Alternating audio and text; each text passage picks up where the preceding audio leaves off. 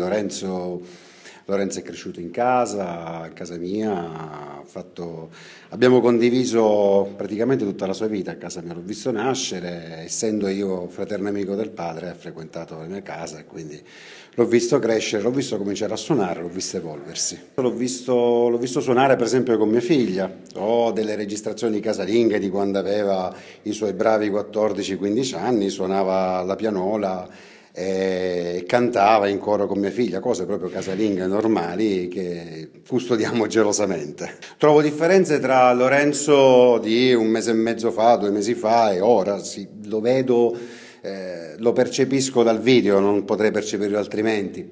E sicuramente questa esperienza lo ha molto formato, molto maturato, non solo dal punto di vista artistico, a me sembra anche dal punto di vista personale. È entrato una persona molto candida, vedo che esce una persona che ha cominciato a toccare le difficoltà di una crescita professionale.